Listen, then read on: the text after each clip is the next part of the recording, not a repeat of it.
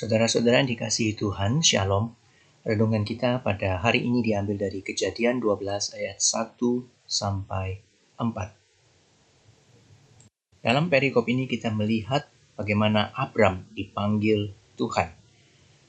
Pernahkah kita berkemas untuk bepergian tanpa tahu persis kemana kita akan pergi? Seandainya pernah, itu tidak menyenangkan, bukan?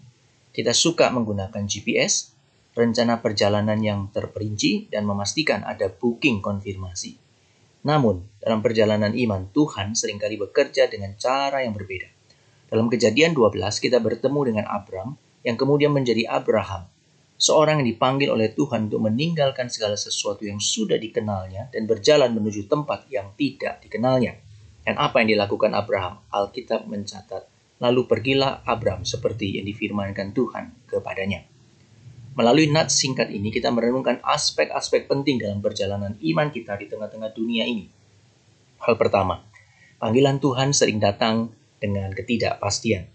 Pergilah dari negerimu dan dari sanak saudaramu dan dari rumah bapamu ke negeri yang akan kutunjukkan kepadamu. Tuhan tidak memberikan peta kepada Abraham, dia tidak mengungkapkan setiap detailnya, dia hanya berkata pergilah. Iman tidak membutuhkan semua jawaban. Percayalah saja kepada Dia yang memanggil. Pada saat yang sama, iman juga bukan sembarangan melangkah, tetapi percaya karena tahu siapa yang memimpin langkah kita. Mengetahui siapa yang memimpin langkah kita lebih penting daripada mengetahui kemana kita akan melangkah. Di sini kita melihat bahwa fokus utama yang menggerakkan langkah iman bukan kemana kita pergi, tetapi siapa yang memimpin langkah kita. Sudahkah kita menerapkan prinsip ini dalam langkah iman kita? Seberapa besar kita percaya kepada kebenaran firman-Nya dalam hidup dan pelayanan kita.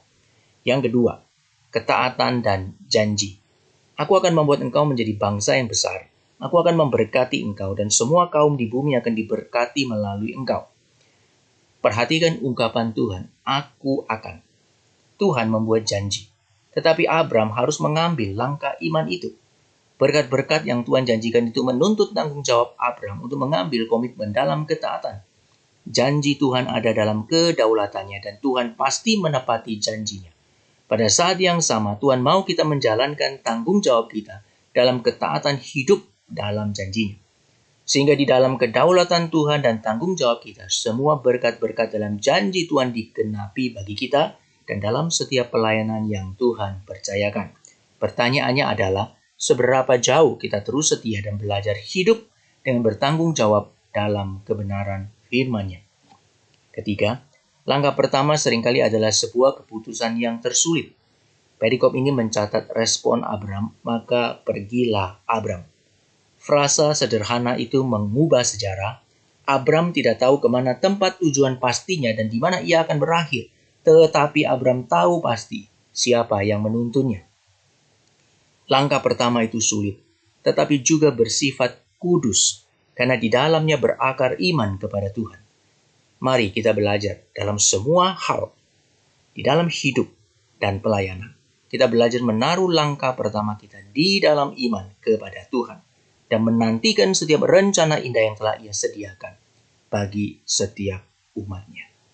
1. Langkah kecil iman dapat menjadi lompatan besar dalam rencana Tuhan untuk hidup kita. Mari kita berdoa. Tuhan, berikan kami keberanian untuk melangkah dalam kebenaran firman. Tolonglah kami untuk lebih mempercayai-Mu daripada mempercayai kenyamanan dan pemikiran kami. Pimpin kami dalam perjalanan iman ini. Selangkah demi selangkah, kami berjalan dalam tuntunan kebenaran firman-Mu. Dalam nama Tuhan Yesus kami berdoa. Amin.